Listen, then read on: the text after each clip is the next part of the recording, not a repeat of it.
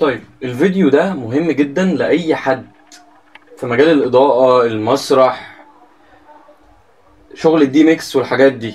تمام، كنت نزلت فيديو من سنة وشهرين بالظبط بتكلم فيه عن جهاز جديد بعمله. طيب ناس كتير قالت لي حلو، ناس كتير طلبته، وناس كتير قالت لي مش حلو، وناس برضو ما كانتش فاهمه ده ايه اصلا وبتقول لي هات البرنامج وحاجات غريبه كده. طيب انا جاي باختصار اوضح لكم ايه اللي انا عامله النهارده. طيب اللي عامله النهارده وهو الجهاز ده. طيب ايه الجهاز ده؟ زي ما انتم شايفين مدخلين اكس ال ار يعني وسوكت شحن وزرار. طيب ايه الجهاز ده؟ ده هو الدي ام اكس ده، ويمكن ده احسن او اكيد ده احسن، عشان هنستعرض كل مواصفاته دلوقتي مع بعض ونجربه. طيب دي ميكس زي ده مع الشغل فضلات بتبوظ، الوزن، الحجم، المساحة، انا هديك الجهاز ده بيغنيك عن كل الحجم ده. حاجة صغيرة خفيفة، احدث من ده بكتير، امكانياته اكتر، اوبشنات اكتر، تحكم كامل من التليفون، من التابلت، من اي حاجة. طيب عايزين نجرب الكلام مع بعض ده مع بعض او نشوف. ده كشاف اهو معانا، هنخليه هنا كده ونبدأ نوصله ونشوف ازاي بقى بنشغل، ازاي، ايه شكل البرنامج، ايه شكل الجهاز، ايه مواصفات الجهاز، ايه الجهاز ده اصلا. طيب هبدأ اركب الاكس ال ار في الجهاز زي ما احنا عارفين في الكشاف، واجي هنا اركب في الدي ميكس ونشوف مع بعض الفرق ما بين الدي ميكس والجهاز بتاعي. طيب ده اهو الدي ميكس. تمام، هوصل سوكت الشحن برضو للدي ميكس عشان يشتغل بالشكل ده. طيب الدي ميكس اشتغل معانا تمام. هبدا ارفع اول زرار. طبعا بصوا البريسات في حاجات بتعلق، بصوا انا بغنيك عن كل الكلام ده، التعليق والفدارات والكلام ده كله. طيب بنرفع باور، وبعد كده احمر، اخضر، ازرق، عادي عادي خالص. تمام، ايه الجديد؟ في طبعا سينات، حاجات زي كده بتعلق بقى او بتشتغل. في بلاك، في زرار هنا، زرار البلاك زي ما انتم عارفين، في زرار بلاك، في الكلام ده كله، في ان انا اشغله لوب ورا بعض يقعد يقلب انواره وكده. طيب ده الدي ميكس. طيب الجهاز بتاعي بقى باختصار، الجهاز بتاعي لو جينا هنا كده شلنا بقى الدي ميكس ده، طبعا في غيره كتير واشكال كتيره زي الدي ميكس ده وحاجات تانية كتير بتبوظ طبعا، وزن، حجم. ده 12 جهاز بيشيل 12 جهاز، تاني بيشيل 24 على حسب. طيب الجهاز بتاعنا بقى حاجه صغيره، شكل كويس، امكانيات عاليه وجباره. هنركب كده الاكس ال ار، نوصل سوكت الشحن ونشغل. الجهاز بتاعنا بيشتغل بالشكل ده. طيب احنا محتاجين ايه عشان نتحكم بقى؟ احنا محتاجين ايه بعد الكلام اللي احنا عملناه ده؟ احنا مش محتاجين غير موبايل عادي خالص او تابلت او اي حاجه. طيب هنيجي هنا معانا اهو بالشكل ده. طبعا الجهاز مش بيحتاج اي نت ولا اي داتا ولا الكلام ده كله، يعني شغال معاك على طول. طيب هنيجي هنا هنلاقي الشبكه بتاعت الجهاز اهو، اسم الجهاز، بكتب الباسورد. فلنفترض انا عامله باسورد من 8 ل1. طبعا الاجهزه هيختلف فيها الباسوردات والكلام ده. طيب هدخل هنا على الابلكيشن بتاع الجهاز. انا مش عارف انتوا شايفين قوي ولا لا، بس انا هبقى اوضحه لكم. طيب نفس الدي ميكس بالظبط، هفعل التشانل اللي انا شغال عليها، مثلا ده الكشاف رقم 1، هفعل رقم 1. طيب هقفل قائمه الحفظ مش محتاجينها. هبدا بقى ارفع باور، ارفع احمر، ارفع اخضر، ارفع ازرق. طيب حبيت اوطي الاضاءه اهو، فدارات عاديه اهو، اعلي اوطي اهو، فدر عادي خالص زيه زي الدي ميكس. بصوا اهو، شايفين زيه زي الدي ميكس اهو. ادي الباور، رفعنا باور. طيب طفينا اللون الاحمر، طفينا الاخضر اهو، متبقي معانا الازرق، نطفي الازرق اهو. طيب ايه ده؟ طب ما هو الدي ميكس، ايه الفرق؟ لا في فروقات كتيره. ممكن اطلع على طول، انزل على طول من غير ما احرك. طيب حلو، عندي تسييفات وقوائم كتير. طيب لو فتحنا قائمه الحفظ معانا، طيب وجيت هنا شغلت اللون الاحمر، طيب القائمه دي قائمه كبيره تسيف سينات كتيره قوي. تمام تمام. هاجي هنا هبدا ارفع الباور وارفع اللون. حلو، دي كلها تسييفات فاضيه عشان الجهاز لسه جديد لازم تسيب عليه. هاجي هنا هدوس على دي دوسه طويله، نورت معايا اخضر وسبتها بقت احمر اهي. بصوا دوسه طويله اخضر بقت احمر كده، هو سايب لي السين هنا، اقدر اشوفها، اقدر اشغلها. تتابع مع سينات تانية اقدر العب بيها. طيب طفينا دي وشغلنا اخضر، هدوس برضه دوسه طويله في اللي جنبه اهو سيف، هطفي ده وهخش على الازرق. تمام. طيب هتقولي طب انا عايز اشوف السينات زي ما بشوفها الدي ميكس. عندك الزرار اللي تحت خالص، ادي اول سين، تاني سين، تالت سين. تمام. نطفي بقى الازرق. تمام. طيب هتقولي ايه رقم صفر اللي موجود فوق؟ لا ده مش رقم صفر، ده انت بتيجي هنا وبتمسحه خالص وبتكتب انت مسيف ايه. انا مسيف اللون الاحمر، هكتب هنا احمر او السين رقم 1. هاجي هنا واكتب اخضر اهو، هاجي هنا واكتب ازرق. تمام. دي بتسيبها زي ما انت عايز، بتفضل محفوظه معاك. حلو. هدوس على الاحمر احمر، على الاخضر اخضر، على الازرق ازرق. حلو.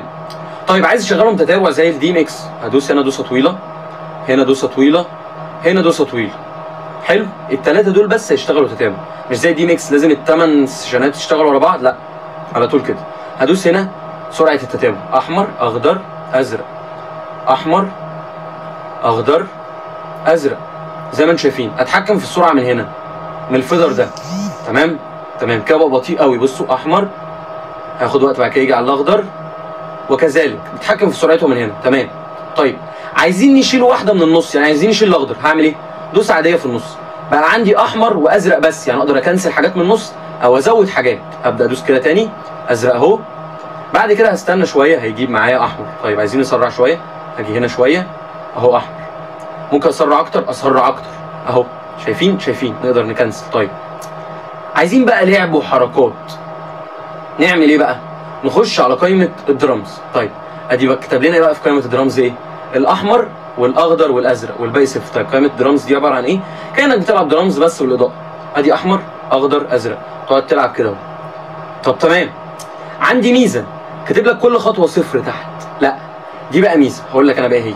لو دوست الشاشه الرئيسيه، طيب هنسيف تسييفه بلاك. تمام. بلاك اهو.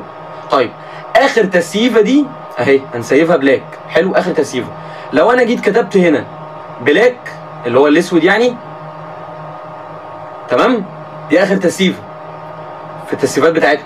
هخش على قائمه درامز، كتب لي كل خطوه بلاك. يعني ايه بقى؟ انا دوست كده احمر فضل احمر، دوست كده بقى فضل اخضر، كده فضل ازرق. لو فعلت دي كده كل خطوه بلاك، يعني انا لو دوست كده اهو اخضر اسيبها يبقى بلاك، اخضر اسيبها يبقى بلاك، اسيبها يبقى بلاك، اسيبها يبقى بلاك.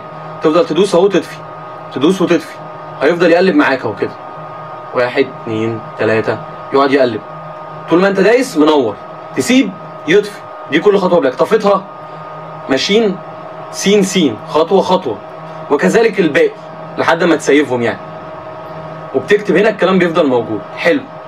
عندنا هنا برضو الاجهزه، هم 12 جهاز بس؟ لا اكيد مش 12، دي بتسكرول بيبقوا اكتر. طيب عندنا دي برضو بتسكرول الفيدرات، سوري انا خرجت من الابلكيشن. عندنا هنا دي الفيدرات بتسكرول لتحت. طيب عايز اكبر مساحه الفيدرات، بطفي قائمه الحفظ خالص وابدا اشتغل على الفيدرات بتاعتي، هتبقى كبيره معايا. اشغل قائمه الحفظ تاني، قائمه كبيره اهي زي ما انتم شايفين، جواها سينات كتير. ده باختصار الجهاز، حاجه صغيره يشتغل على اي حاجه. طيب هو الجهاز كده بس؟ لا، انت تقدر كمان تشتغل من على التابلت. تابلت زي ده اوريكم دلوقتي.